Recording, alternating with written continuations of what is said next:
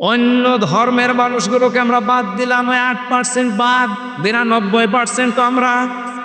আসেন আমরা নবীর এই তাওহীদ প্রতিষ্ঠার মিশনটা হাতে নেই, সুযোগ একটা এসেছে। আসেন একবারে আমরা সবাই এক জায়গায় তিনটা কথাকে মেনে নেওয়ার চেষ্টা করি। 1 নম্বরে আল্লাহ না'বুদা ইল্লাল্লাহ, আজকে থেকে আমরা আল্লাহ বাদে আর কারো ইবাদত করব না। বাংলাদেশ জামাত ইসলামীর শ্রদ্ধাভাজন আমিরে জামাত সেদিন কিন্তু এই যে কোন জেলায় তিনি গিয়েছিলেন, ময়মনসিংহ। উনি ময়মনসিংহে অনেকগুলো আলেমের হাত এভাবে উঁচা করেছে, আপনারা ভিডিও দেখেছেন। এভাবে ডাক দিয়ে বললেন আমাদের আল্লাহ এক, আমাদের রাসূল এক, আমাদের কোরআন এক, আমরা আর পার্থক্য থাকতে চাই না, আমরা সবাই এক। সৃষ্টি জগৎ যত আল্লাহ বানিয়েছেন 18,000 মাখলুকাত যেটা বলা হয়, এতে তো অনেক আছে। সব সৃষ্টির ভেতরে যাদের ঈমান অনুযায়ী কাজ হয়, ঈমান অনুযায়ী যারা দুনিয়াতে কাজ করতে পারে, আমল করতে পারে, তাদের প্রতি মহব্বত ভালোবাসা আল্লাহ নিজে তৈরি করে দেয়। এটাকে আমি বানালাম, বলেন বলুন। এখানে কি এত ঘোরাফোরা করতে যারা ফ্যান দেওয়া লাগবে না, ঠিক আছে বসুন, বসি বাইরে রেখে দিয়ে বানানো বসেন। কেউ এত কষ্ট করে অনুষ্ঠান দিয়েছেন আপনারা, নিজেরাই যদি না শোনে ও বাইরের লোক দিয়ে শুনিয়ে কাজ হবে? নিজেরা আগে শুনে। আর এখানে তাদের কেন দাঁড়ায় না? ছেলে বসেন, বসেন। মানুষের মর্যাদা সম্মান যেহেতু আল্লাহ ঈমান এবং এই ঈমানের ওপরে ভিত্তি করে যারা কাজ করবে তাদের প্রতি এটা নির্ধারণ করে দিয়েছেন, নির্দিষ্ট করে দিয়েছেন। ইয়ারফাইল্লাহুল্লাযীনা আমানু মিনকুম ওয়াল্লাযীনা উতুল ইলমা দারাজাত। সূরা মুজাদালার 11 নম্বর আয়াতের মাঝের অংশে আছে, পৃথিবীতে যাদের ঈমান আছে আর ঈমান এবং যারা জ্ঞান পেয়েছে, এলেম পেয়েছে, এই দুইটা নুন যাদের ভেতরে পাওয়া যাবে, এরফা এটা মুজারি, বর্তমান ভবিষ্যৎ, ফিউচার। আল্লাহ বলেন দিন যত যেতে থাকবে এদের মর্যাদা সম্মান বাড়তেই থাকবে। ইয়াদের ব্যাখ্যায় আমি একটা আয়াত পেয়েছি সূরা মারিয়ামের 96 নম্বর, ইন্নাল্লাযীনা আমানু ওয়া আমিলুস সালিহাতি সায়াজআলু লাহুমুর রাহমানু উদ্দা। অবশ্যই যারা বিশ্বাস করে আল্লাহর প্রতি এবং এই বিশ্বাসের দাবি অনুযায়ী আমলে সালেহ করে। নাটোরবাসী, এখানে একটা শিক্ষা আছে, এদিকে তাকাচ্ছে। জন্মের পর থেকে আমরা এই আয়াতটা অনেকেই প্রথম অংশ শুনেছি যে ইন্নাল্লাযীনা আমানু ওয়া আমিলুস সালিহাত, শোনেননি? যারা ঈমান আনে আর আমলে সালেহ করে। আরে ভাই, এটা তো বাংলা গেল, এর আধুনিক অর্থ হবে নিশ্চয় যারা ঈমান আনে আর ঈমানের দাবি অনুযায়ী যারা যোগ্যতা অর্জন করে। সালেহ মানে শুধু নেক কাজ না, সালেহ মানে যোগ্যতা অর্জন করে। যে যে বিষয়ে উঠতে চায় তাকে ওই বিষয়ের শিক্ষা, প্রশিক্ষণ, বাস্তবতায় জ্ঞান তৈরি করে তাকে যোগ্য হওয়া লাগবে। যদি এই দুটি বলকে অপরসর করতে পারে, সায়াজআলু সিন্দি আল্লাহ গ্যারান্টি দিয়েছেন অতি শীঘ্রই সায়াজআলু লাহুমুর রাহমানু উদ্দা। দুনিয়াতে যত সৃষ্টি আল্লাহ বানিয়েছেন সব সৃষ্টির ভেতরে ওই লোকটা প্রত্যেকটা মহব্বত, ভালোবাসা আলাদাভাবে আমরা তৈরি করে দেবে।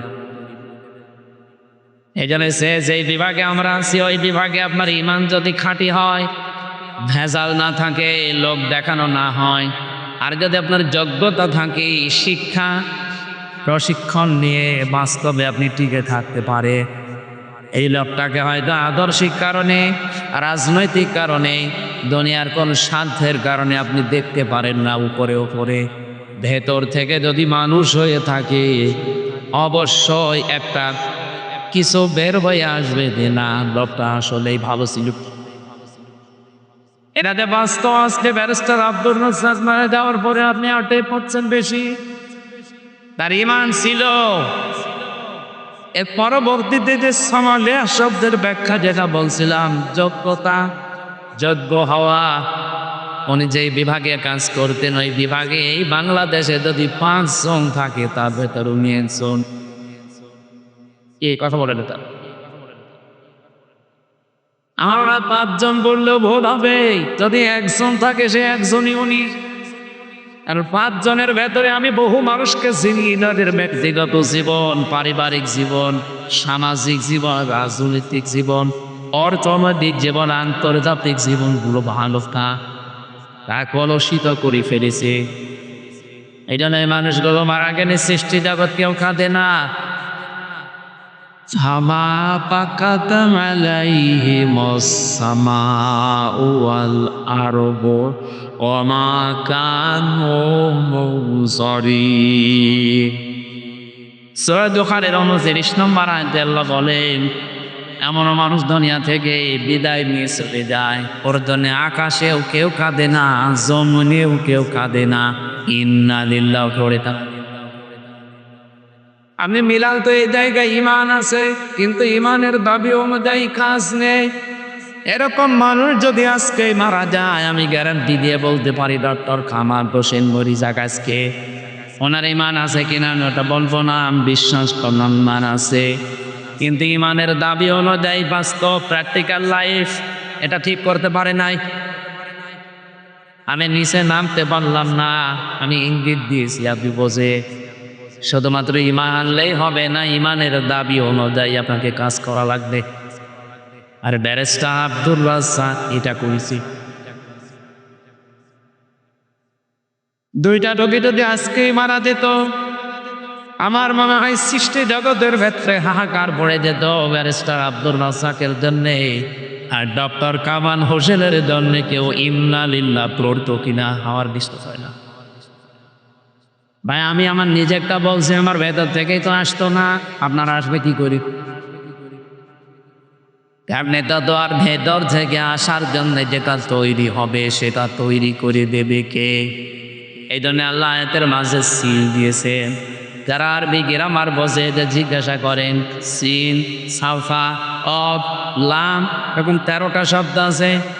কোনো সেন্টেন্সের আগে যদি আসে, কোনো ফেলের আগে যদি এ শব্দটা ব্যবহার হয়, বাংলা অর্থ দাঁড়ান অতি শীঘ্রই, খুব তাড়াতাড়ি, অবশ্যই, হবেই হবে। এ সিন শব্দের প্রায় 33টা অর্থ পেয়েছি আমি।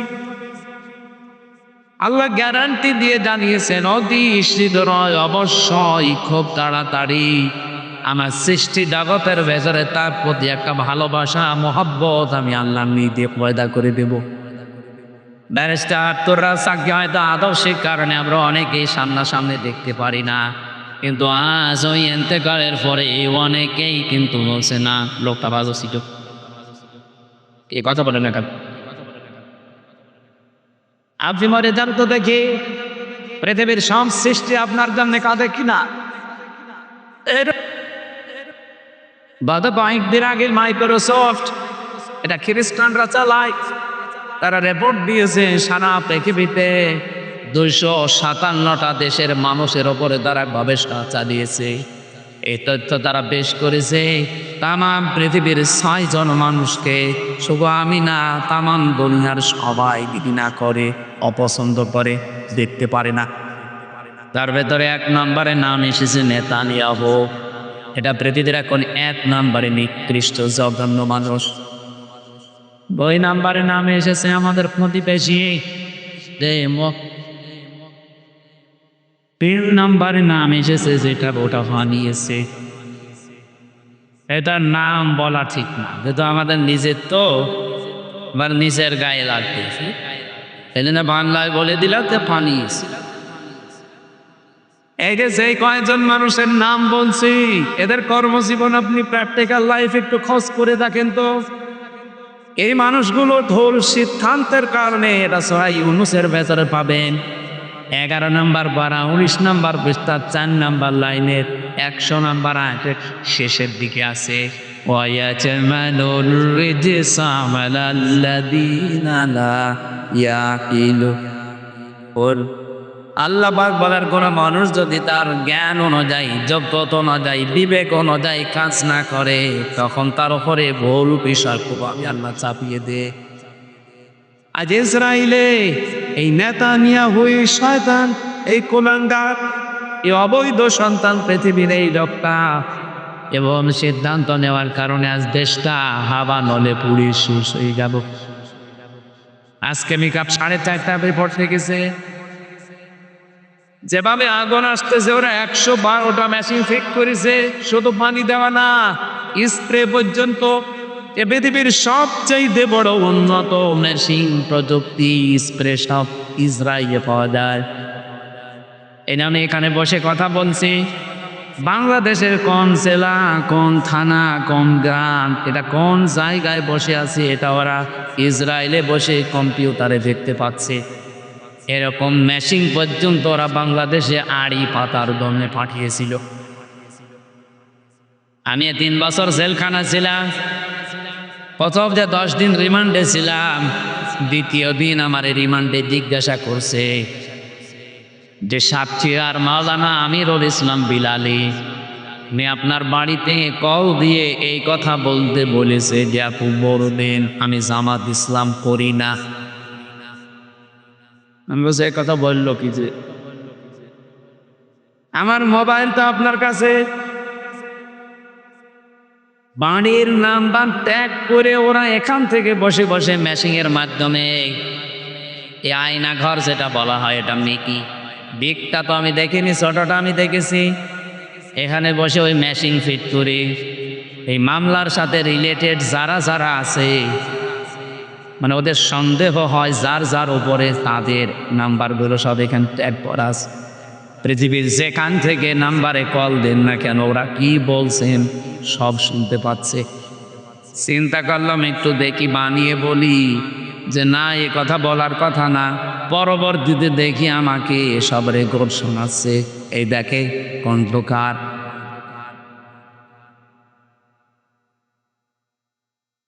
আমার ভাইরা আমি যে কথা বলতে চাচ্ছি পৃথিবীর সবচাইতে বড় উন্নত প্রযুক্তি এই পৃথিবীতে এখন ইসরায়েলের 112টা মেশিন ফিট করার পর শুধু পানি ছিটাচ্ছে তা না, স্প্রে পর্যন্ত পিছিয়ে উন্নত জাতের। কি হচ্ছে যত পানি দেওয়া হয় যত ঔষধ ছিটানো হয় যত স্প্রে দেওয়া হয় আগুন আরো কত বাড়ে। এমনকি জাহাজ পর্যন্ত পুড়ে গেছে, হেলিকপ্টার এবং প্লেন উড়োজাহাজ পর্যন্ত পুড়ে ধ্বংস হয়ে গেছে। কারণ আগুন তো আর হামজা চালাই, আগুন চালিয়েছে কে? আপনার ভুল সিদ্ধান্তের কারণে কিন্তু আপনার এলাকা সব ধ্বংস হয়ে যাবে। এই জন্য এজালুর রিজিসা আজ আমাদের পাশের এই দ্বিতীয় নিকৃষ্ট মানুষ এই মোদি তার ভুল সিদ্ধান্তের কারণে আগামীর পৃথিবী বসবাসের অযোগ্য হয়ে যাচ্ছে। 3 দিন আগে এখানে গোবিন্দ পরামানিক বাংলাদেশি হিন্দু মহাজোটের মহাসচিব যিনি গোবিন্দ চন্দ্র পরামানিক উনি অলরেডি জানিয়ে দিয়েছে, হে ভারত সহ বিশ্বের হিন্দু ভাইরা আপনারা মাতাল মোদিকে থামান। এ মাতাল যদি না থামে সামনে পৃথিবী বসবাসের অযোগ্য হয়ে যাবে। কারণ এখন অলরেডি ওরা দাঙ্গা লাগিয়ে দিয়েছে। কি কথা বলছে? ভারত অলরেডি দাঙ্গা চলছে যে কিসে পাকিস্তানের সাথে। দেখেন এ বাতাস আসলো বলে, আর যেহেতু ওখানে এতদিন পর্যন্ত আমাদের ওই চিন্তা করা লাগে নাই, কারণ ওদের সাথে আমরা দেখতে পাচ্ছি আশপাশে কোনো রাষ্ট্রের মিল নেই। আমি ভারতের সাথে দেখেন এই যে আমি কয়েকটা রাষ্ট্র ঘুরে আসলাম, ওদের সাথে আফগানিস্তানের একটা বর্ডার আছে, মিল নেই। পাকিস্তানের সাথে তো দা কুমড়ার সম্পর্ক, ভুটানের সাথে মিল নেই। মালদ্বীপের সাথে মিল নেই, শ্রীলঙ্কার সাথেও মিল নেই, মায়ানমারের সাথে মিল নেই, চীনের সাথেও মিল নেই। আমাদের সাথে মিল ছিল, বোবো ছিল, বোবো নেই, মিল নেই।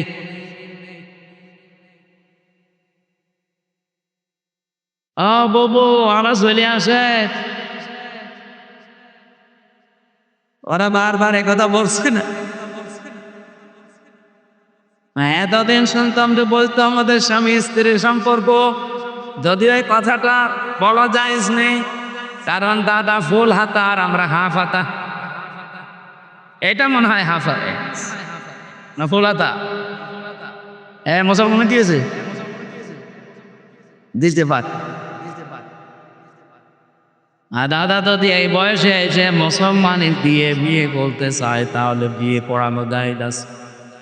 আর যে বয়স, আপনি হাজাম পাবেন কোথায়?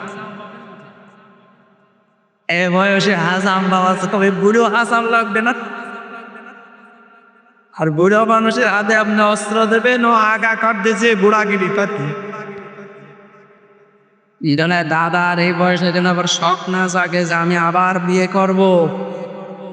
যদিও এতদিনে ছড়িয়েছিল যে আমাদের স্বামী স্ত্রীর সম্পর্ক, এটা দাহা মিথ্যা কথা। কথা বলো দেখা, দাদা যা করেছে জীবনে হেদায়েত পাওয়া সম্ভব না।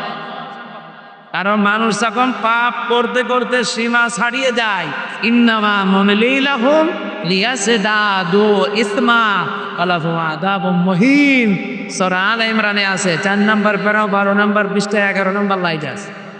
কোন মানুষ যদি পৃথিবীতে পাপের সীমা ছাড়িয়ে ফেলে, তখন আমি আল্লাহকে অপমানজনক শাস্তির ভেতরে ফেলে দেই, আর সেইটা ওদের কপালে আসতেছি। ওরা যা করেছে মানব সীমা না, সীমা ছাড়িয়ে আরো আর এক সীমায় চড়িয়েছে। কতগুলো আল্লাহর ঘর ওরা ভেঙেছে, আপনি দেখতে পাচ্ছেন। 1500 বছর আগে আব্রাহা নামক একটা লোক শুধুমাত্র আল্লাহ একটা ঘর ভাঙ্গার চেষ্টা করেছিল, ভাঙতে পারে না, তাই তাদেরকে আল্লাহ আবাবিল পাঠিয়ে 1500 বছর আগে ওরা একটা ঘর শুধু আল্লাহর বাইতুল্লাহ কাবা শরীফ ভাঙার চেষ্টা করেছিল, ভাঙতে পারে না। 1.5 কিলোমিটার আগ থেকে ওদেরকে কাজকে মাতুল ভাঙিয়ে দিয়েছে আল্লাহ। কি কথা বলে না কেন? আর এখন একটা দুইটা না, কতগুলো ঘর তারা ভেঙে দিল। ধোয়া ধোয়া তুগে, কি ধোয়া? ধোয়া ধোয়া। ওরা এখন ধোয়া তুলেছে যে এই জায়গায় নাকি মন্দির ছিল, এই জন্য ভেঙে এখন আবার মন্দির বানাবো। পৃথিবীর মানুষ মাটির নিচে তেল পায়, গ্যাস পায়, সোনা পায়, রূপা পায়, আর ওই শয়তানরা শুধু মাটির নিচে মন্দির পায়। ওরে যদি উলঙ্গ করে পিটাতে পারতাম।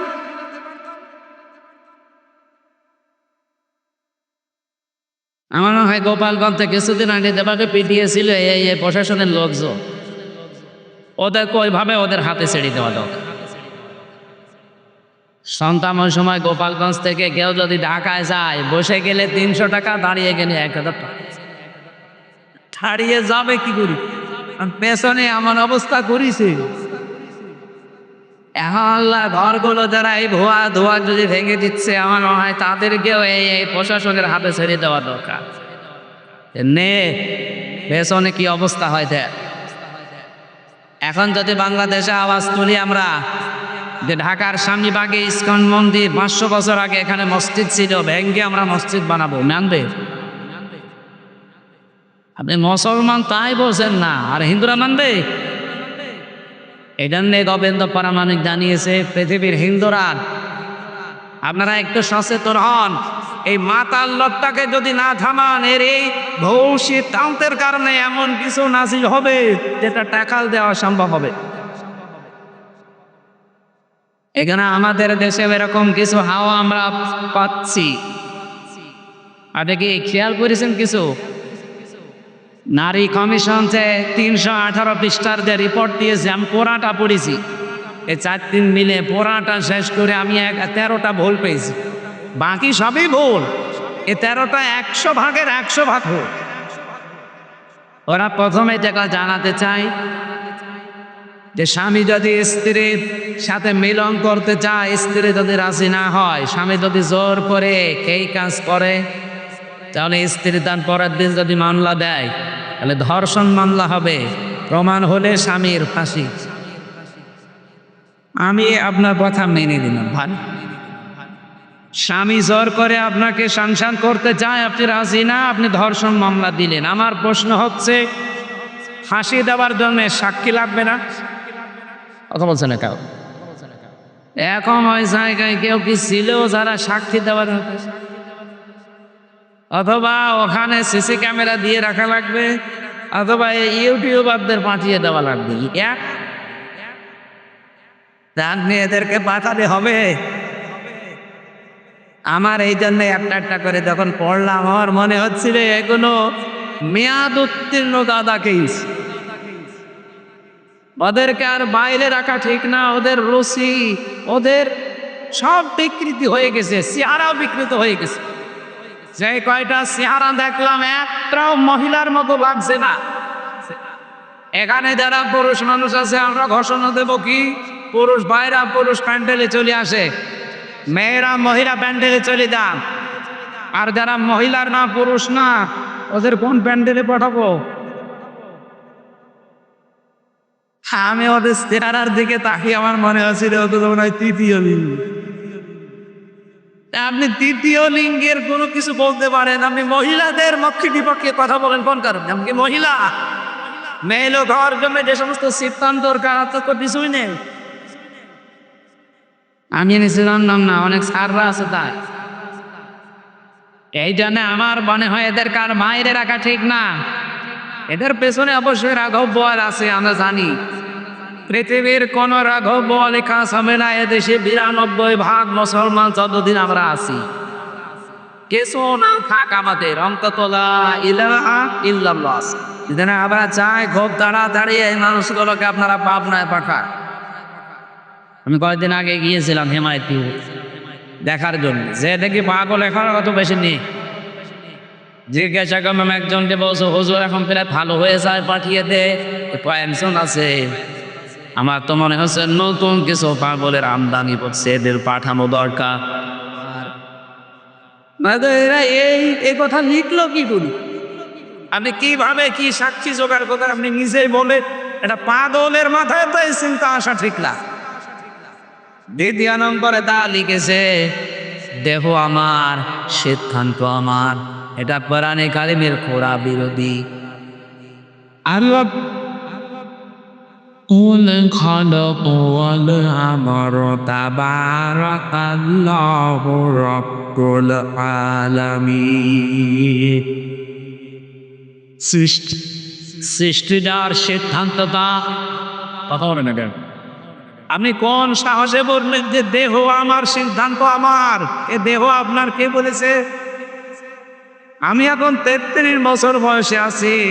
34 বছর বয়স আগে বলেন তো আমার অস্তিত্ব ছিল? আমির হানসানা আমার মা বাবার তো বিয়েও হয়নি 35 বছর আগে।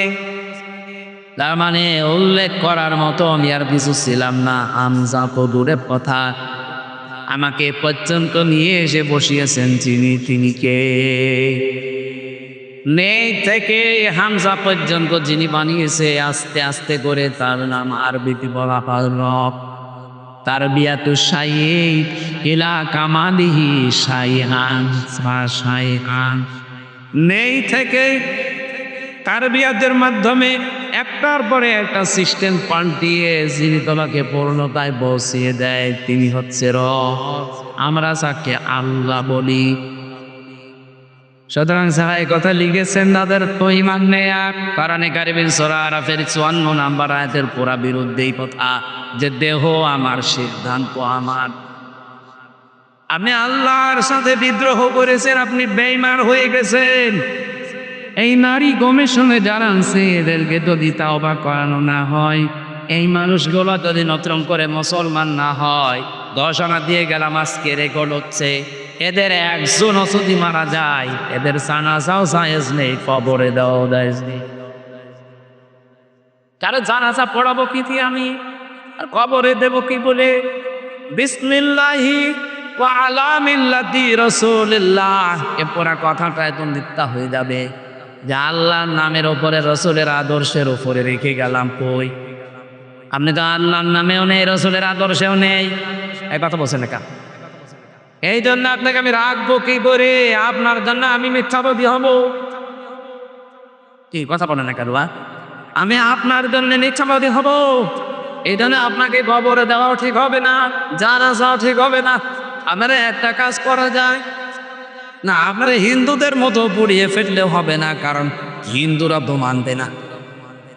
না, আপনারা করব কি, কুকুর দিয়ে খাওয়ানো লাগবে। ডক্টর আহমদ শরীফ ঢাকা বিশ্ববিদ্যালয়ের এক শিক্ষক ও বলেছিল আল্লাহ বলতে কেউ নেই। ছাত্ররা জিজ্ঞাসা করছে, স্যার আপনি এই কথা বললে? যা বলেছি, যা দেখি না তা বিশ্বাস করি না, এটা ইসলাম ধর্ম আমি মানি না। তাহলে হিন্দু ধর্ম মানে বলছে না ও ধর্ম আমি মানি না। তারা আপনি যদি মুসলমান দাবি না করেন, হিন্দু দাবি না করে, আপনাকে তো পোড়ানোও যাবে না, কবরে দেওয়া যাবে না, কি করব? বলছে আমার লাশটা ঢাকার মেডিকেল কলেজে দিয়ে দিও। ছাত্র ছাত্রীরা আমার লাশ কে গবেষণা করবে, শিক্ষা পাবে।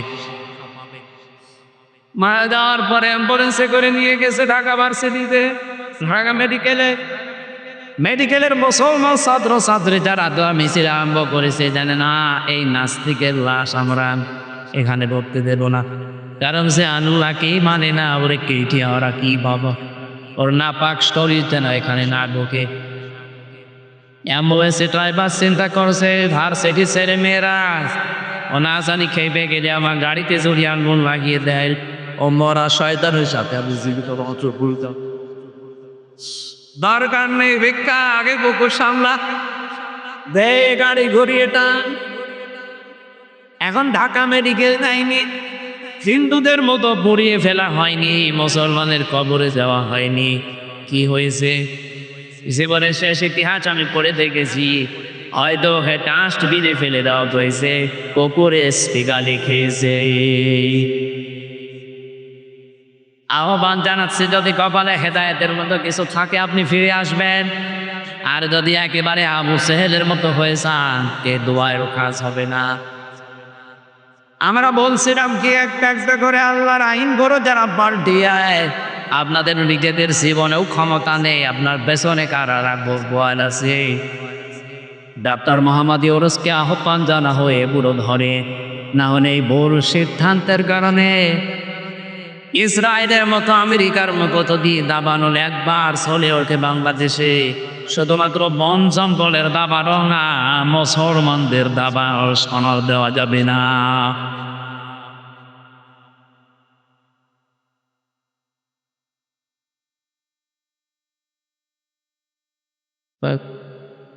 আলহামদুলিল্লাহ, আমি দেপা কথা আরম্ভ করেছিলাম যে পৃথিবীতে মানুষের সম্মান আর মর্যাদা বাড়ে ঈমান আর জ্ঞান, এই দুইটার সমন্বয়।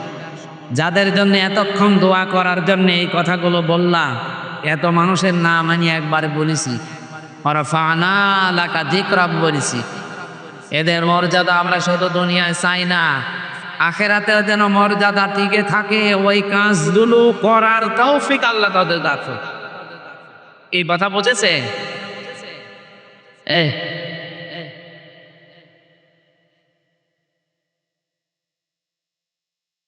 আপনারা এখানে আসেন, আসেন।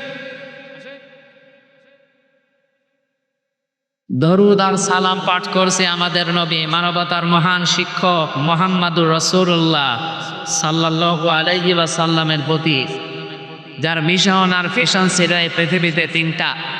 আমরা যেহেতু নবীর উম্মত দাবি করছে, এখানে আমার মনে হয় অন্য ধর্মের লোক নেই, আছে? যদি থাকেন তো একজন আপনাদের ওয়েলকাম জানাচ্ছে। আমরা যেহেতু সবাই এখানে দাবি করছি আমরা নবীর উম্মত, নবীর যা কাজ ছিল আমাদের মিশন আর ভিশন ওইটা হচ্ছে। বিশ্ব নবীর এই পৃথিবীতে প্রথম মিশন ছিল তাওহীদ প্রতিষ্ঠা করা। আমার মনে হয় বাংলাদেশকে আল্লাহ যে জায়গায় এখন এনে দিয়েছে, এই জায়গাতে তাওহীদ প্রতিষ্ঠার একটা সুযোগ আল্লাহ কবি অলরেডি করে দিয়েছে। এখন এটা করার জন্য সিস্টেমগুলো কি কি, ১৫০০ বছর আগে আল্লাহ এই সিস্টেমটা জানিয়েছেন সূরা আলে ইমরান ৩ নম্বর পারা ১৭ নম্বর পৃষ্ঠার ২ নম্বর লাইনের ৬৪ নম্বর আয়াতে আছে। এটা আমার রেকর্ড হচ্ছে বলে বললাম। সারা পৃথিবীতে এখন বিশেষ করে বাংলাদেশে যারা আমরা আছি, এখানে আল্লাহ ৩টা পদ্ধতি জানিয়েছেন। এই ৩টা পদ্ধতি সামনে আমাদের এখনই অ্যাপ্লাই করা দরকার। ও মিয়া তালাল কিতাবি তাআলাউ ইলা কালিমাতিন সাওয়াইন বাইনানা ওয়া বাইনাকুম আল্লা না'বুদা ইল্লাল্লাহ ওয়া লা নুশরিকা বিহি শাইআ। এদিকে তাকাও। আল্লাহ পাক বলেন, নবী আপনি ডাকবেন যারা কিতাবের দাবি করে, হে আহলে কিতাবরা এদিকে আসো। আমি বাইরের দেশগুলোতে যখন ঘুরি, আহলে কিতাব যারা দাবি করে ওদেরকে আমি জিজ্ঞাসা করেছি। এদিকে তাকাও। কয়েকদিন আগে মালয়েশিয়া, সিঙ্গাপুর, থাইল্যান্ড এই দেশগুলো বলছিলাম, ট্রেনে যখন যাবার সময়, বাসে যাওয়ার সময় সিট পড়ে পাশে যার নাম জিজ্ঞাসা করলে চেহারা দেখে মনে হয় মুসলমান, যে নাম জিজ্ঞাসা করে দেখি খ্রিস্টানের নাম বলছে। বললাম আপনার নবীর নাম কি? What is your prophet? তখন বলে দেন যিশু। যিশু মানে ঈসা আলাইহিস সালাম।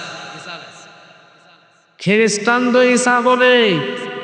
ইহুদের সাথে যদি দেখা হয়, জিজ্ঞাসা করে আপনার নাম, ওর নাম শুনলে আমি বসি যে কাইয়া প্রভুর নাম।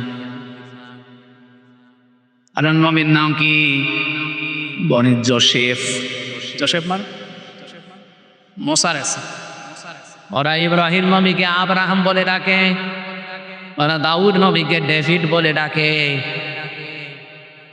ওদের নিজেদের নবীর নাম তারা পাল্টিয়ে ফেলেছে।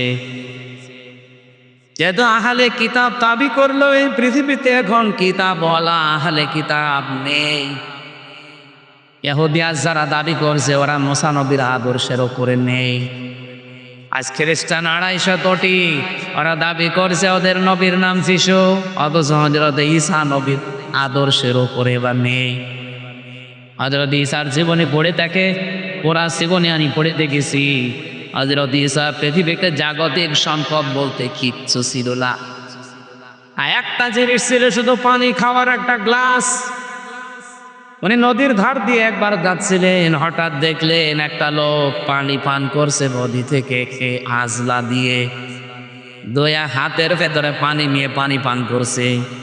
অনেকক্ষণ দাঁড়িয়ে দাঁড়িয়ে দেখলেন, ডাক দিয়ে বলে, রব্বুল আলামিন, আমি তো মনে পড়ছিলাম যে আমার মতো গরিব মানুষ পৃথিবীতে আর নেই। এখন দেখি এই লোকটা আমার চাইতেও গরিব। আমার তো পানি খাওয়ার অন্তত একটা মগ আছে, একটা গ্লাস আছে, জগ আছে, আর ওর তো কিছু নেই। এটা তিনি নদীর ভেতরে ছুড়িয়ে মেরে বললেন, পৃথিবীর জাগতিক সম্পদ আমার দরকার নেই। আর আপনি তাকান আজ খ্রিস্টানদের দিকে, তাদের যে বিলাসবহুল জীবন, তারা যদি ঈসা নবীর উম্মত দাবি করে, হযরত ঈসা যেভাবে চলেছিলেন সেইভাবে তাদের সওয়াদক্ষ ছিল। কথা বলেন না কেন? আমার যে হাদিস পড়েছিলাম, এই হাদিসের শেষের দিকে হযরত ঈসার জীবনের কিছু কথাগুলো আছে। আমি যাব সামনের দিকে ইনশাআল্লাহ। আমি যে কথা এখন বলতে চাই, বাংলাদেশের মানুষ আমরা 92% যেহেতু মুসলমান, অন্য ধর্মের মানুষগুলোকে আমরা বাদ দিলাম, 8% বাদ, 92% তো আমরা। আসেন আমরা নবীর এই তাওহীদ প্রতিষ্ঠার মিশনটা হাতে নেই, সুযোগ একটা এসেছে। আসেন একবারে আমরা সবাই এক জায়গায় এই 3টা কথাকে মেনে নেওয়ার চেষ্টা করি। 1 নম্বরে আল্লাহ না'বুদা ইল্লাল্লাহ, আজকে থেকে আমরা আল্লাহ বাদে আর কারো ইবাদত করব না। বাংলাদেশ জামাত ইসলামীর শ্রদ্ধাভাজন আমিরে জামাত সেদিন কিন্তু এই যে কোন জেলায় তুই গিয়েছিলে?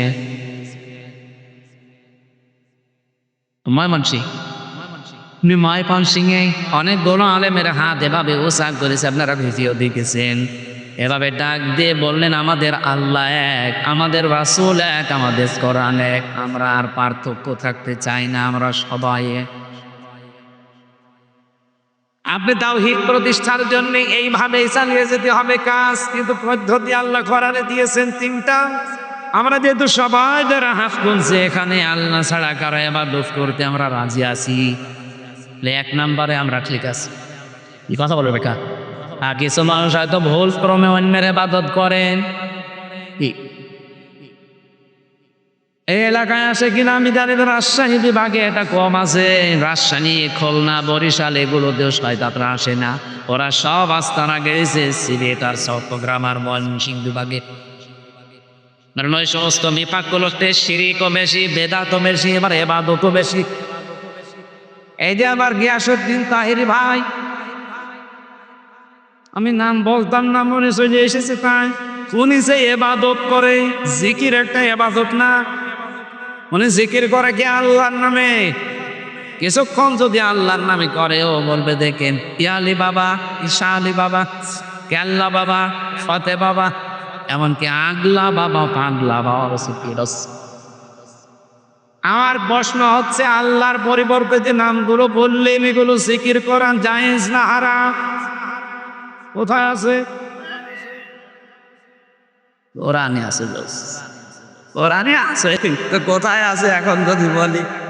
সূরা আরাফে আছে, 9 নম্বর পারা 13 নম্বর পৃষ্ঠা 4 নম্বর লাইনের 180 নম্বর আয়াতে আছে, ওয়াবিল্লাহিল আসমাউল হুসনা ফাদউহু বিহা ওয়াদাল্লাযীনা ইউলহিদুনা ফি আসমাই। আল্লাহ পাক করেন আমার অনেক সুন্দর সুন্দর নাম আছে। এটা আল্লাহর নাম আমরা অনেকে এখানে জানি। স্যারকে যদি জিজ্ঞাসা করি কয়টা বলেন তো, আল্লাহর নাম কয়টা? 99টা। এটা কায়দায় পড়েছিল ছোটবেলায়, আমরাও পড়েছি। তাফসিরে ফিজির আলীর কোরআনে আল্লাহর নাম পেয়েছি 5000। যদিও আমরা সবগুলো এখন অনেকে জানি না।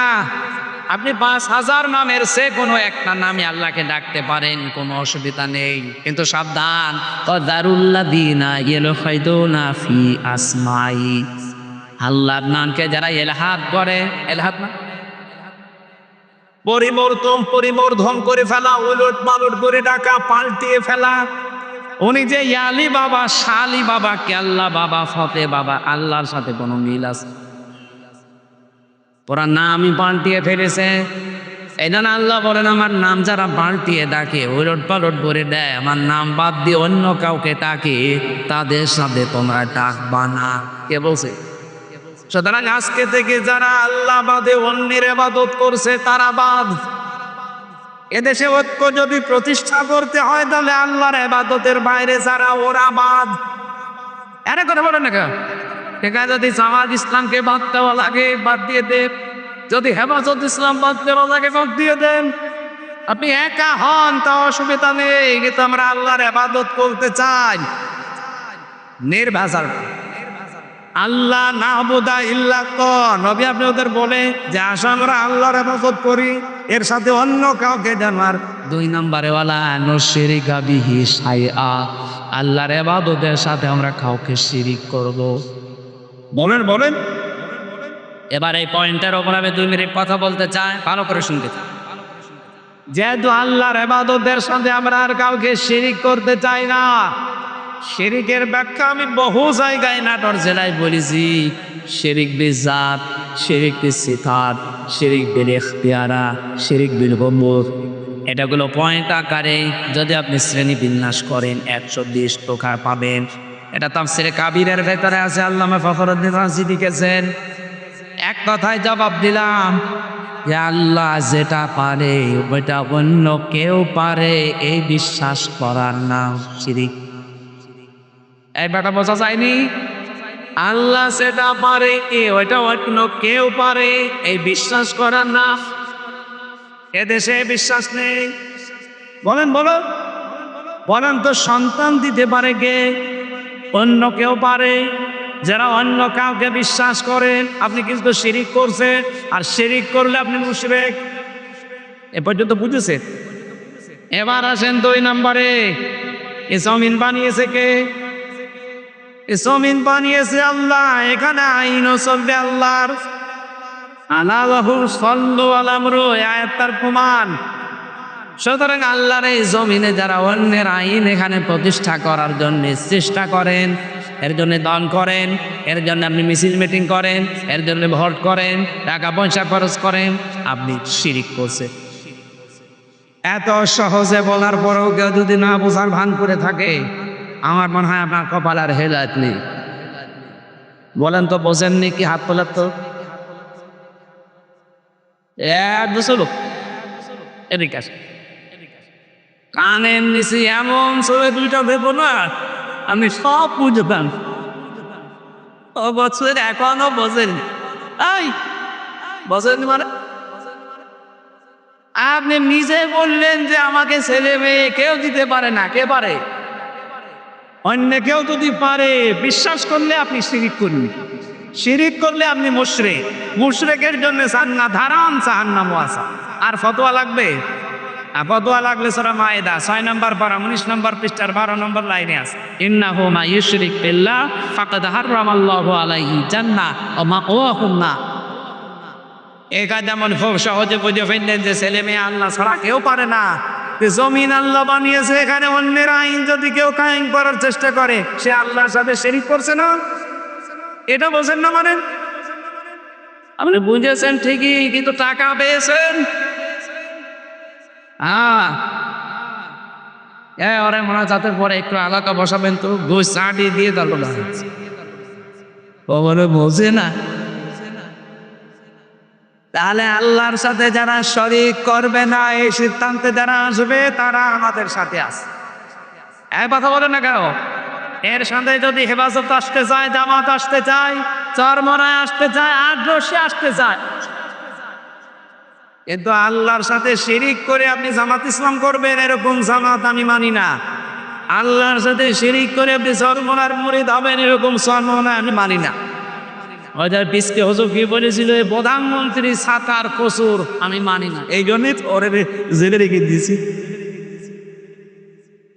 আমারও রিমান্ডে ওরে নিয়ে 10 দিন প্রশ্ন করি, পিসকে হুজুর আর বলে আমি হাসিনা মানি না। জিনিস সাহস ওরে ধইছে রাত 12:30টার পরে বুড়া উলঙ্গ করে, ওর হাতের উপরে সিগারেট দিয়ে একটা অর্ধ উলঙ্গ মেলো, এখানে কাঁধের উপরে হাত, ও তো হাত পোষে না, তারপরেও হাত দিয়ে ছবি ফিলে বসে ছেড়ে দিল। ওই দিন এমন কন্ত করেছি। আমার সাথে ছিল তো, এক রুমে ছিলাম আমরা। আমারে বলছে, হামজা ভাই আমি এমনি ছোট মানুষ, আমার জিনিসপত্র সব ছোট ছোট।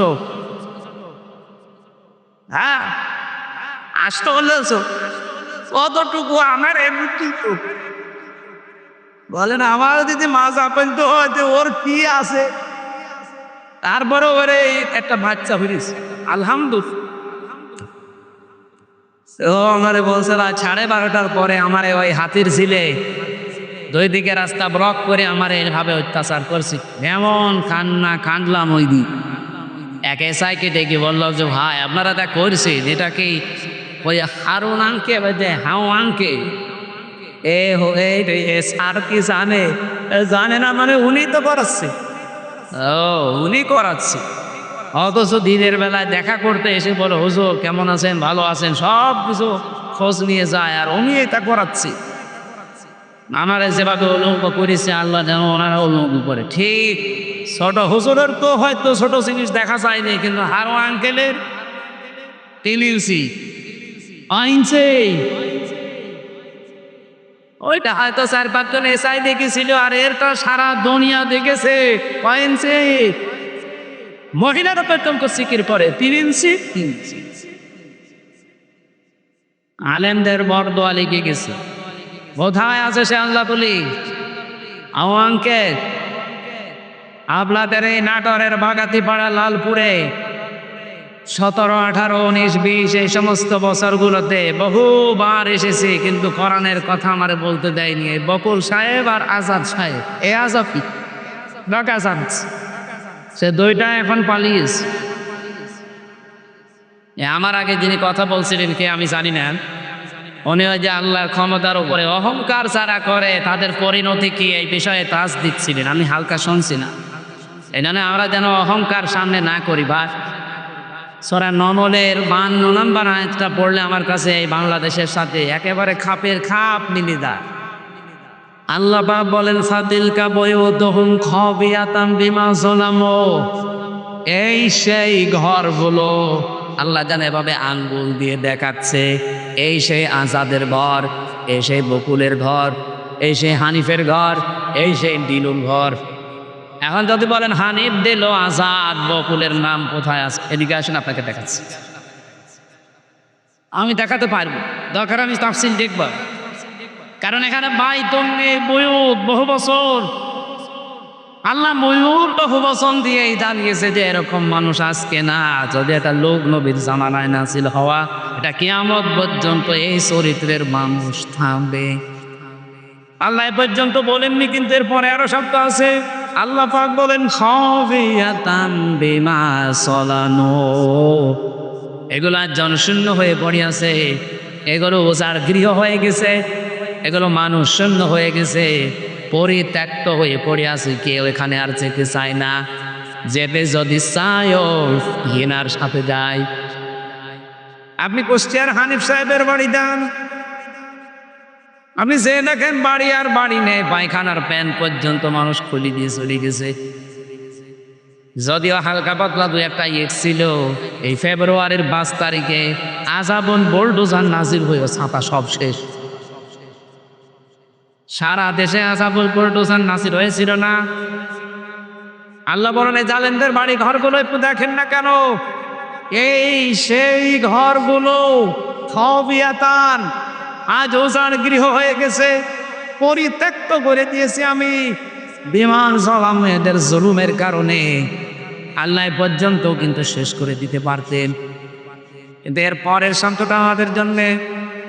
আল্লাহ পাক বলেন ইন্না ফি যালিকা লাআয়াতাল লিকাউমিন ইয়ালাম। এখানে প্রথমে ইন্না আছে আর মাঝে আছে লামে তাকিদ। আল্লাহ দুইবার গ্যারান্টি দিয়ে জানিয়েছেন অবশ্যই অবশ্যই এর ভেতরে জ্ঞানী যারা তাদের জন্য শিক্ষা আছে। কি শিক্ষা? সাম্প্রতি আদাবিরুল কওমিল্লাযিনা যালামু, সূরা আনআম 7 নম্বর পারা 12 নম্বর পৃষ্ঠার 4 নম্বর লাইনের 45 নম্বর আয়াতের প্রথম অংশে আছে। এটা তাফসীরে ফি জিলালিল কোরআনে সাজ্জাদ কুতুব এভাবে লিখেছেন। আল্লাহ পাক বলেন জালেমদের শিকড় কাঁটা হয়ে গেছে। কেটেছে কে? আল্লাহ বানা। ওই যে আলেমকে জিজ্ঞাসা করত মুতিয়া, এটা মজুলের ফাইল জানা নেই, এর কর্তাকে কেউ জানে না। আপনি যদি এখন বলেন যে বকুলের বাড়ি ভাঙলো কে, কেউ জানে না। আপনি হানিফের বাড়ি ভাঙলো কে, কেউ জানে না। ইনোর বাড়ি ভেঙেছে কে, কেউ জানে না। আসলে তো কেউ জানে না। পতিয়া এজন্য আল্লাহ পতিয়া দিয়েছেন যে জালেমদের শিকড় কাটা হয়ে গেছে। এখনো যারা জালেমদের পক্ষে সাফাই গান অনেকে আশায় বকবে দিয়েছেন যে ববু শর্ট করে আসবে, তাহলে আল্লাহর কোরআনের আয়াত মিথ্যা হয়ে যাবে। কারণ এর আগের ইতিহাসের দিকে তাকান, লক্ষণ সেন 510 বছর হয়ে গেল আজও আসেনি। এই কথা বলছেন না?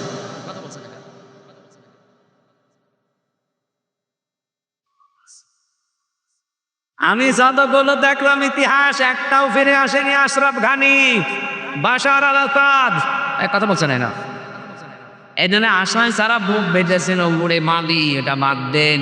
ওটা বিশ্বাস করে বসে থাকলে কোরআনের আয়াত মাল্টিয়ে যাবে। আল্লাহ বলেন জালেমদের শিকড় কাটা হয়ে গেছে, এবার জোড়া দেবেন কি করে? কেটেছে কে তাই তো কেউ জানে না। আর একদম বলছে আল্লাহ, আপনি আল্লাহ বলছেন আল্লাহ কাটেন, কে কেটেছে কেউ চায়। আপনি চিন্তা করতে পারেন এটা কি কোন ইউনিয়ন? এটা লালপুর। লালপুর ইউনিয়ন পরিষদের দারবান থেকে সংসদ পর্যন্ত ধরে ধরে জালেমদের সব সাজানো ছিল। আমি রিমান্ডে 10 প্রকার মানুষ পেয়েছি, 10 প্রকারই ওদের মামলার আয়ু, ওদের যে মামলার প্রসিকিউটর সে ওদের, বিচারপতি যে বিচার করবে রায় দেবে সে ওদের, যে জজ রিমান্ড ডাকবে সে ওদের, যারা রিমান্ডে প্রশ্ন করবে তারা ওদের, যে ঘরের ভেতরে নিয়ে টর্চার করবে সেটা ওদের, যে রায় দেবে সে ওদের। আমার পক্ষে কে আছে? আরে ভাই আল্লাহ তো আছে, একজন আছে উকিল। একটা উকিল দাঁড়ায় তো ওর কথা শুনলেও চলে না চলে।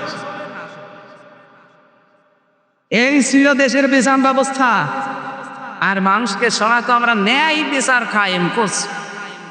বাংলাদেশে যদি এ হয় নাই বিচার দেয়, আমি কোন কারণে 3 বছর জেলে ছিলাম আমার জবাব দে।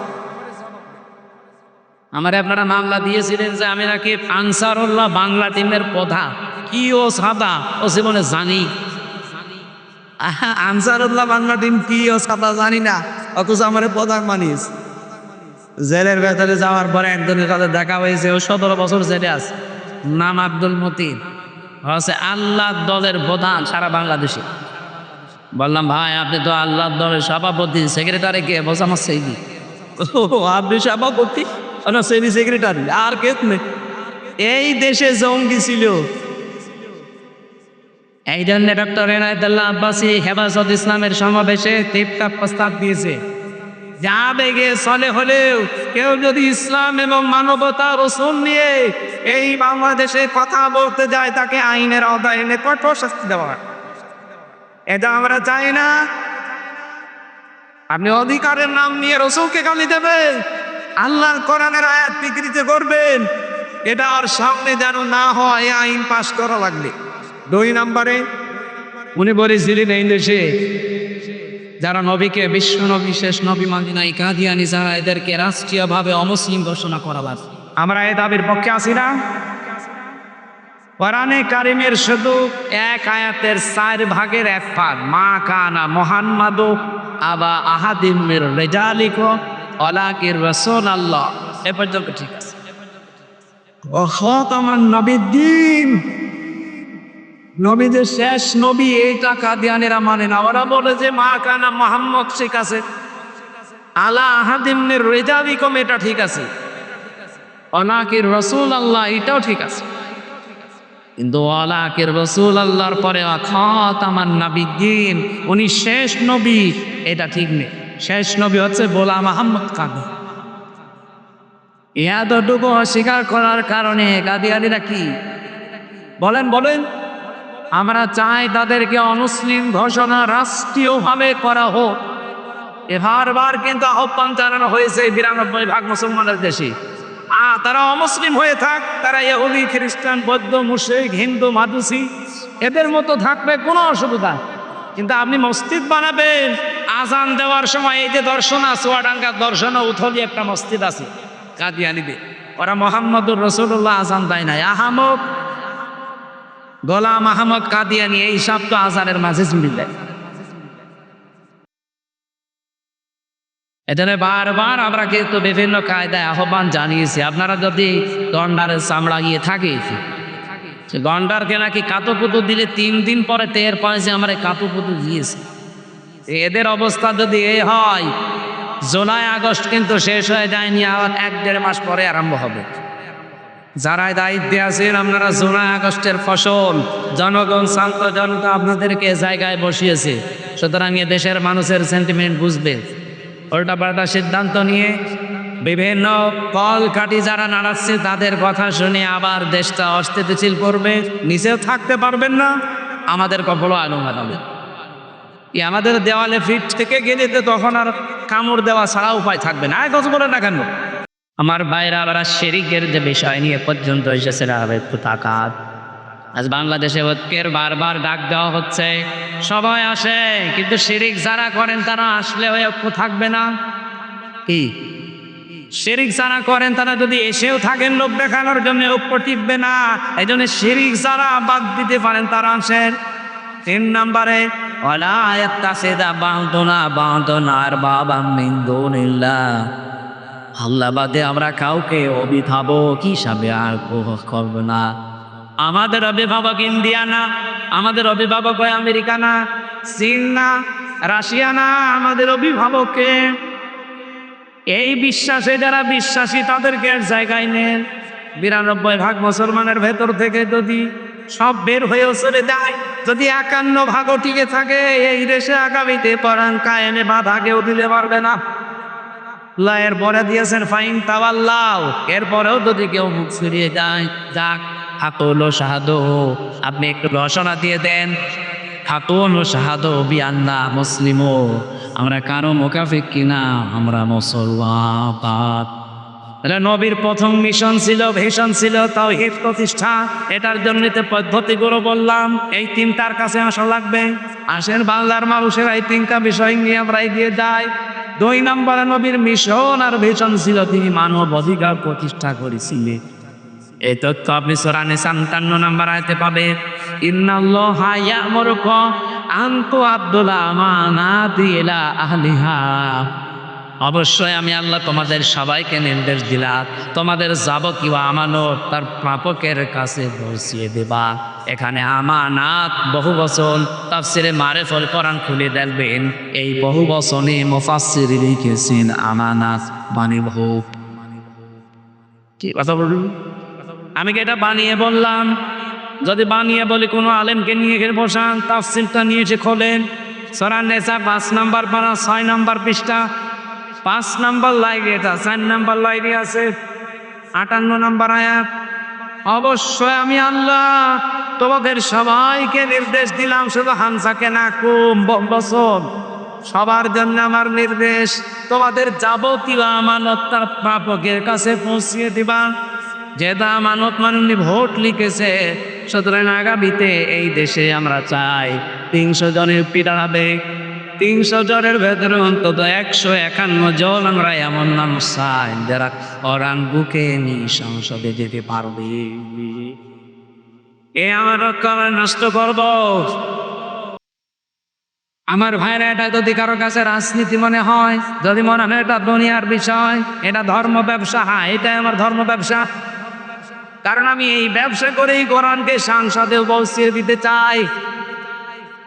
আগামীতে আবুল কালাম আসাদ ভাইয়ের মতো যদি বাংলার 300 এমপির 151 জন কোরআন বুকে নিয়ে যেতে পারে, ওয়াইদা হাকামতুম বাইনান নাস আন তাহকুমু বিল আদলি, যখন তোমরা বিচার করবা মানুষের মাঝে ন্যায় বিচার করবা, ওখানে যদি আপনি কোরআন নিয়ে যেতে না পারেন, ন্যায় বিচার করবে কি দিয়ে?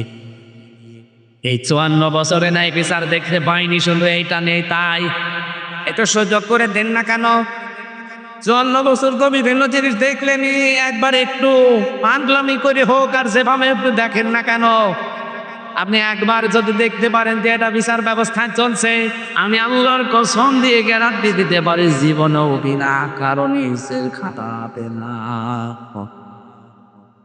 এজন্য মানবাধিকার প্রতিষ্ঠা করা এটা রাসূলের মিশন ছিল, ভিশন ছিল। আমাদের জীবনেরও মিশন আর ভিশন এটা হওয়া লাগবে। এখানে যদি কারো দ্বিমত থাকে হাত তোলে যে না এটা আমি মানি না, বলে এখানে কেউ কিছু বলছেন না, চলে যাওয়ার পরে যদি লালপুর বাজারে কালকে গিবত করুন না, দাঁত মুখ তুলে ফেলবেন। আপনি চলে গেলে এটা গিবত করুন যে না কিছু বলে গেল, বসলাম না, বসলেন না মানে সব বুঝেছেন আপনি। নবীজির জীবনের মিশন ছিল উনি মানব অধিকার প্রতিষ্ঠা করেছিলেন, আর মানব অধিকার প্রতিষ্ঠা করার জন্য ক্ষমতা লাগে, আইন লাগে, সেটা হাতে আছে আমাদের নেই। খজলা দমা দামা তোয়ান ফাইদা সরা রিশওয়াতান ফিদ্দিন ওয়া লাস্তুম বিতারিকিহি ইয়ামনাকুম ফাকরা ওয়াল হাজা আলা ইন্না রিহাল ইসলামি দায়রাকুম ফাদুরু মাল কিতাবি হাইসুদার আলা ইন্নাল কিতাবা ওয়াস সুলতান লা ইয়াফতারিকা ফালা তুফারিকুল কিতাব। এদিকে তাকা। হযরত মুআয ইবনে জাবাল রাদিয়াল্লাহু তাআলা আনহু যেদিন ইয়ামেনের গভর্নর হয়ে তিনি যাবেন, ঘোড়ার রেকাবের ভেতরে তিনি পা তুলে দিয়েছেন। নবীজি ডাক দিয়ে বললেন তোমাকে একটা দেশের দায়িত্ব দিয়ে কাছি, হাদিয়া তোফা দেওয়ার কাছে আসবে, তুমি যেহেতু দায়িত্বে আছো।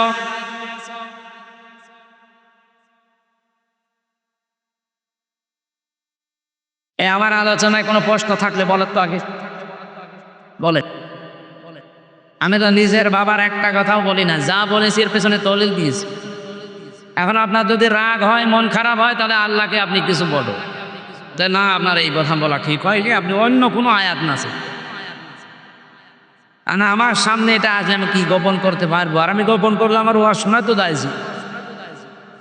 এখানে সঠিকটা বলার চেষ্টা করছে, আপনি মেনে নিলে ভালো, না নিলে আমারও দোষ না, আল্লাহরও দোষ না। দোষ কার? আমাদের কপাল। নাটোরবাসী যেটা বলতে চাচ্ছিলাম এটা একটু খেয়াল করে। নবীজি কোন সময় তাকে উপদেশগুলো দিচ্ছেন দেখেছি যে তুমি দায়িত্বে থাকলে তোমার কাছে হাদিয়া তোফা আসে না? হাদিয়া তোফা তুমি গ্রহণ করতে পারো ওই পর্যন্ত যতক্ষণ ওটা হাদিয়া তোফা থাকে, কিন্তু হাদিয়া যদি ঘোষের পর্যায়ে যায় তখন এটা নিতে পারবা না। হে মুআজ ইবনে জাবাল, ভালো করে কান খাড়া করে শোনো এই কথা। তুমি কিন্তু যে দেশের দায়িত্ব নিয়ে যাচ্ছ, আল্লাহর ইসলামের কালিমা ধর্মের যে কর মাথা নড়বে। এমন সময় তোমার সামনে কিছুদিনের ভেতরে চলে আসবে, আলা ইন্নাল কিতাবা অসুলতানা লা ইফতারিতান। দেখবা অনেক মানুষ এমন আছে তারা বলবে আল্লাহর কিতাব আর রাজ্য রাজনীতি এটা আলাদা বিষয়। আমার মনে হয় বাংলাদেশে এখন কেউ বলে না। রাজশাহী বিভাগে বলেছে কত বছর, এটা আমার মনে হয় ১,৫০০ বছর আগের কথা। মনে হচ্ছে নবীজি কেবল কালকে বলি গেল, আনা ইন্নাল কিতাবা অসুলতানা লা ইফতারিতান। জেনে রাখো কিছু মানুষ এমন সময় চলে আসবে যারা বলবে আল্লাহর কিতাব কোরআন শরীফ আর রাজ্য রাজনীতি আলাদা। তোমাদেরকে নির্দেশ দিলাম ফালা তুফারিকুল কিতাব, কখনো আল্লাহর কিতাবের রাজনীতি থেকে আলাদা হবা না। এ নির্দেশ কার? বলেন নাকি আমি নির্দেশ বানাচ্ছি? বলেন আরবিল বাংলা যদি ভুল হয় আলেমদের জিজ্ঞাসা করছি, বলেন বাংলা ভুল হচ্ছে? সাহাবী বললেন হুজুর এরকম একটা কঠিন সময় যদি আমাদের সামনে চলে আসে কি করব তখন? আপনিও তো থাকবেন না আমাদের মাঝে, আমাদের তখন কি করার আছে? তখন নবী ওই ঈসা নবীর কাহিনী উম্মতকে শোনালে। আমার তো মনে হচ্ছে বাংলাদেশে এখন ঠিক সেই সময় এসে পৌঁছে গেছে। এই পৃথিবীর কোন সুর চাই যে গোলা ধানের বোলাই চাল কালামারা থাক? বলেন বলেন ক মানুষ চায় চোর যারা, তারা কি চায় যে আমের বাগান কেউ পাহারা দিক? চোর যারা জীবনেও তারা চাইবে না যে বাক্সে সিন্ধুকে টাকা পয়সা সোনা গম না চোখে খাওয়া হালকা। ওরা তো সব সময় চাইবে সিন্ধু আদরা থাক।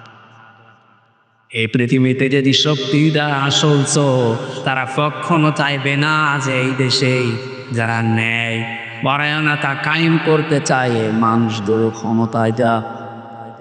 কারণ এরা ভালো করে যান এরা গেলে আমার হাত থাকবে না, কারণ আমি সব তো চুরি করেছি।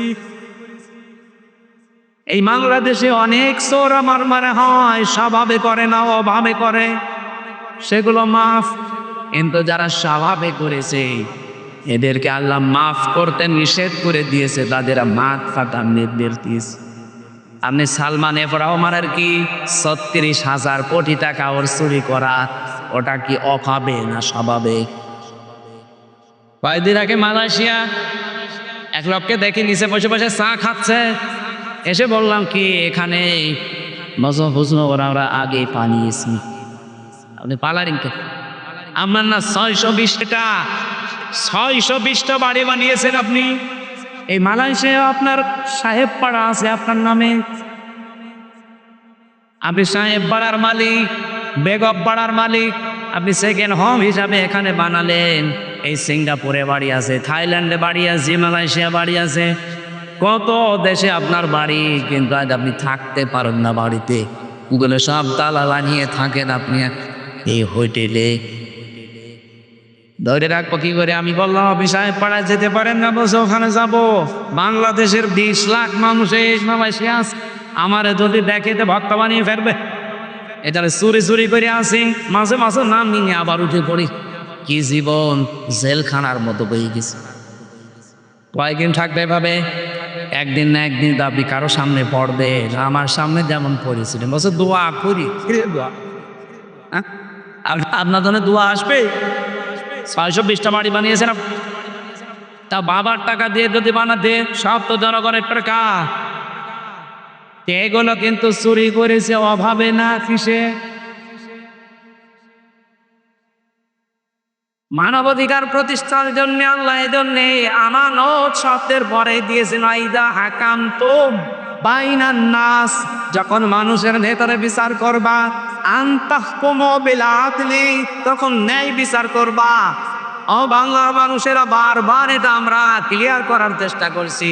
এই দেশে যতদিন আল্লাহর বিধান আমরা মানুষের ভেতরে কায়েম করতে না পারবো, ন্যায় বিচার সুপাসের দাস না। এইটা আপনার বুঝতে যত দেরি করবে তত ন্যায় বিচার পেতে দেরি হয়ে যাবে। নবীদের মিশন এই কাজ ছিল। ৩ নাম্বার নবীর মিশন ছিল দিন যেন সৌনি খায় ভয়। এই জন্য আমার খতবার ভেতরে এই কথাটা ছিল, ওয়ানাশহাদু আন্না মুহাম্মাদান আবদুহু ওয়া রাসূলুহু আল মাবউসু ফীনা বিল হুদা ওয়া দীনিল হক লিইযহিরাহু আলাল আদিয়ান। আল্লাহ পাক বলে, এমন নবীর সাক্ষী তোমরা দিলে যিনি আমার বান্দা এবং আমার রাসূল, যাকে আমি দ্বীনে হক দিয়ে সত্যের বিধান দিয়ে তোমাদের ভেতরে পাঠিয়েছি। কেন? লিইযহিরাহু, এজার মানে এখানে বহু আলেম আমার মনে হয় জিজ্ঞাসা করলে এজহার মানে বলবে স্পষ্ট করা, না। এখানে আবিদান আধুনিক অর্থে এজহার মানে বিজয় করা। এজহার মানে আল্লাহ বলেন লিইযহিরাহু আলাল আদিয়ান, যত দিন আছে দুনিয়ায়, যত ধর্ম আছে। এখন ধর্ম দুনিয়ায় কত? ৪,৫০০০। ৪,৫০০ ধর্মের ভেতরে ইসলামকে দাঁড় করানো লাগবে বিজয়ী রূপে। এ ঘোষণা কার? বলেন বলেন। আর ইসলামকে দাঁড় করাতে হলে নবীজি যদি ১৩ বছর মার খাওয়ার পরে ১০ বছর কোরআন দিয়ে রাষ্ট্র চালাতে পারে। কিছু মানুষ ১২ বছর ১৩ বছরের কথা বলে, ওই ১০ বছরের কথা বলে দরকার নেই। কেন ১৩ বছর শুনতে আপনার ভালো লাগছে? নবীজি মায় খেয়েছিলেন। আর 10 বছর যে এটা দিয়ে রাষ্ট্র চালিয়েছিলেন প্রধানমন্ত্রী হয়ে, ওইটা আপনার ভালো লাগে না? মানে সেয়াল দিবেন হিসাবে দেখবেন নবীর জীবনীকে 4 ভাগে ভাগ করা হয়েছিল। মক্কার জীবনটা প্রথমে 3 বছর, এরপরে 5 বছর, এরপরে 2 বছর, এরপরে 5 বছর, না এরপরে 3 বছর, সব মিলে কত? 13 বছর। প্রথমে 3, এরপরে 5, এরপরে 2, এরপরে 3, এই 4টা ভাগে নবীর পড়া মক্কার জীবনকে ভাগ করা আছে। আমি বাংলাদেশের সাথে অলরেডি এটা ফিরিয়ে দেখেছি। আমরা এখন এই 4 নাম্বারটায় আছি। এই কথা বলেন না। নবীজি 3 বছর জেলে ছিলেন, তার অনেক আত্মীয় স্বজন সাহাবায়ে কেরাম হারিয়েছিলেন। আমরা এই 15 বছরে বহু কিছু হারিয়েছি। 3 বছর না 13 বছর আল্লামা সাঈদীর জেলখানা হয়ে গেছে। সুতরাং 13 বছর পরে নবীকে যদি আল্লাহ 10 বছরে বিশাল একটা সাম্রাজ্য দিতে পারে, আমাদের সামনেও 15 বছর যেহেতু পার করে ফেলেছি, সামনের 10 বছর আসবে কহানি রাখাতে ইনশাআল্লাহ। আগামী বছর সূরা সূরার 13 নম্বর আয়াতের মাঝের অংশে আমি পড়েছিলাম আন আকিমুদ্দিন। অথচ আয়াতটা নাযিল হয় মক্কায়। এমন কঠিন পরিস্থিতি যেখানে পা রাখা পর্যন্ত সম্ভব না, সেখানে আল্লাহ বলছেন আমার দিক কায়েম করো। এখানে বাংলাদেশে যেহেতু 4টা অবস্থা আমরা পার করে ফেলেছি, এই মুহূর্তে আহ্বান জানাচ্ছি নবীর এই 3 নাম্বার মিশন আর বিষয়। ও বাংলার মুসলমানেরা, এখন সব ফরজে বড় ফরজ আল্লাহর এই জমিনে আল্লাহর দিক কায়েম করা। অনায় দাদা ফাররাকুফি, এখানে কেউ মত পার্থক্য ফাতোয়াবাজি করবেন না। সুতরাং দিন কায়েমের কথা বললে যারা ফাতোয়াবাজি করে, মত পার্থক্য তৈরি করে, যে না ওরা কিদা খারাপ, টুপি বড় টুপি বাসকলি, এরকম কথা সারাই তুলবে মনে করবেন এটা রসুলের শত্রু, ওটা মানবতার শত্রু, ওটা তাওহীদের শত্রু। এই কথা বলেন না কেন? এতটুকু আল্লাহ শেষ করেননি, কাবুর আলাল মুশরিকিনা মা তাদউহুম ইলাই। হে নবী, আপনি যদি দিন কায়েমের জন্য মানুষকে ডাকেন, সবচাইতে বেশি খারাপ লাগবে, অপছন্দ করবে কথাটা মুশরিকরা। আমি তো দিন কায়েমের জন্য আহ্বান জানাই, আপনার খারাপ লাগে কেন? আপনার মন খারাপ হয় কেন? আপনার কাছে রাজনীতি মনে হয় কেন? আপনি কি মুশরিক? বলেছেন হাসানি আপনাকে আল্লাহ পছন্দ করেনি। এটা না, এদের শেষের অংশ এটা, আল্লাহু ইয়াজলাবি ইলাইহি মান ইয়াশা। দিন কায়েমের কর্মী, দিন কায়েমের কর্মী হিসাবে আল্লাহ সবাইকে পছন্দ করে না। আল্লাহ তাকে ছাঁটাই করে দেয়, সে বাদ। আল্লাহ থেকে বাছাই করে, নির্বাচিত করে, পছন্দ করে, নির্ধারিত করে। এ যেতে বা শান্ত আছে, আল্লাহ যাকে পছন্দ করে তার দিনের কায়েমের জন্য কর্মী হিসাবে, তাকে আল্লাহ পাক এই দিন কায়েমের জন্য নির্বাচিত করে নেয়। ওয়াহদি কাকে পরে মাইয়াশা, ওয়াহদি ইলাইহি মাইয়ুনি, যে লোকটা আমার আল্লাহর দিকে মন থেকে ফিরতে চায়। আপনি কি আল্লাহর দিকে মন থেকে ফিরতে চান? যদি ফিরতে না চান, জীবনও আল্লাহকে আপনার দিনের কর্মী হিসাবে আপনাকে কাজে লাগাবে না। আল্লাহর অত দায় পড়ে যায়নি। এই দেশে ইসলাম কায়েম না হলে আল্লাহর কোনো ক্ষতি আছে? ক্ষতি আপনার, ক্ষতি আমার। কারণ জীবনের শেষ দিন পর্যন্ত এই কাজে নিজেকে ছড়িয়ে রাখা, এটা নামাজ রোজার চাইতেও বড় ফরজ। দলিল সূরা হিজর 14 নম্বর পারা 6 নম্বর পৃষ্ঠা, এটা মানে 6 নম্বর লাইনের শেষ নম্বর আয়াত, সূরা হিজরের 99 নম্বর আয়াতে আছে, ওয়াবুদ রাব্বাকা হাত্তা ইয়াতিয়াকা দিয়াই। ওই দিন পর্যন্ত ইবাদত করো যতদিন তোমার কাছে ইয়াকিন না আসে, মরণ না আসে। এই জন্য সব ফরজের বড় ফরজ। নবীদের জীবনের শেষ মিশন আর ভীষণ দিন কায়েম সবাইকে আল্লাহ দিয়ে করাবে না। যাকে আল্লাহ নির্বাচিত করে, সাদাই না করে বাছাই করে রাখে, তাকে আল্লাহ এই কাজে লাগাবে। আল্লাহ আমাদেরকে যেন সাঁটাইয়ের ভেতরে না ফেলে, বাছাইয়ের ভেতরে আল্লাহ ফেলে দেন, বলেন আমিন। এবার আমি বেয়াদের একটা কথা বলতে চাচ্ছি। এখানে আসেন আপনারা, মেয়েরা এসেছে না? সম্মানিত মা বাবা, কয়েক মিনিট আপনার জন্য আমি শিক্ষামূলক কয়েকটা কথা বলতে চাই। মাত্র 5টা মিনিট সময় দিচ্ছি। মাহফিলটা যেহেতু কাদা ছিল, এখানে পানি ছিল। এর আজকে আপনি ভিডিও দেখেছেন, আমার নিজেরই কেমন আফসোস লাগছিল যে গরানের জন্য এলাকার মানুষের এত কষ্ট করতে পারে। যার যতটুকু সামর্থ্য আছে আপনারা দিয়েছেন, আমি দেখেছি। বাড়ি যাওয়ার সময় শুধু ভাড়াটা বাদ দিয়ে এদের কাছে আপনারা একে উৎসে যাবে না। এটা মাদ্রাসার মাহফিল না? যার যা আছে অবশ্যই দয়া করে এদের কাছে একটু দিয়ে যাও।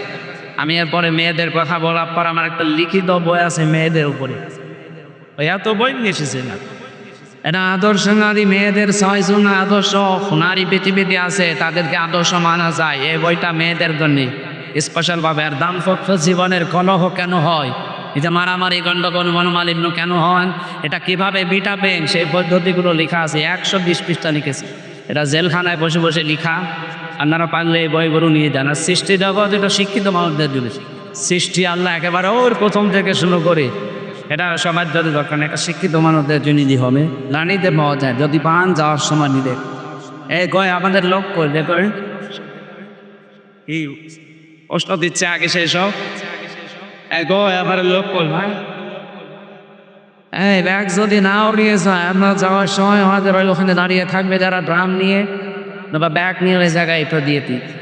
মা বোনেরদের জন্য বলছি, একমাত্র একটাই বাস, খাদিজাতুল কুবরা, এই 6টা মহিলার ভেতরে একজন। উনি জীবনে একান্ত নামাজ পড়েননি, একটা রোজা রাখেননি, জীবনে একটা দিন পর্দায়ও থাকেননি। তারপরও তাকে আল্লাহ সালাম দিয়েছে, জীবিত অবস্থায় সালাম পাঠিয়েছে এবং জান্নাতে ঘর বানিয়ে তার জন্য পাঠিয়েছে। একটাই মাত্র কারণ, তার পুরা জীবন পড়ে আমি পেয়েছি। কারণ এই বিধানগুলো মানতে পারেননি কেন? এগুলো নাজিল হয়েছিল তার ইন্তেকালের পরে, এই জন্য তিনি মানতে পারেন। তিনি জীবনে কোনোদিন একটা সেকেন্ডের জন্য স্বামীর মনে দুঃখ দেননি। এ কারণে আল্লাহ খুশি হয়ে তাকে সালাম পাঠিয়েছে। আপনাদেরকেও বলছি, দুনিয়ায় নামাজ পড়ে, রোজা রাখেন, কালো বোরকা পরে, স্বামীর যে মর্যাদা, সম্মান, এটা রক্ষা করে দুনিয়া চলার চেষ্টা করেন। আল্লাহ খাদিজাতুল কুবরার সাথে যেন জান্নাতুল ফেরদাউসের জায়গা দূরে দেয়। আপনারা কয়েকটা প্রশ্ন দিয়েছেন, আর প্রশ্নের কয়েকটা, ইমাম যদি জর্দা, বিড়ি, তামাক খায় তার পেছনে নামাজ পড়ে নামাজ হবে কি? নামাজ হওয়ার জন্যে যে 13টা শর্ত আছে, নামাজ বানার কারণ আছে 19টা, নামাজের ফরজ 13টা, 14টাও আছে না। এগুলো যদি কেউ ঠিক রাখে, এই তামাক খাওয়া, জর্দা খাওয়া, বিড়ি খাওয়া, এগুলো কেউ 14টার ভেতরে 13টার ভেতরে পড়ে, যদি পড়ে থাকে ওনার পেছনে নামাজ হবে না। আর যদি না পড়ে তাহলে অসুবিধা নেই। লালপুর উপজেলা চেয়ারম্যান এবং সদস্য সচিব সাবেক জনাব আরুল রশিদ মাহবুব ভাই এসেছে।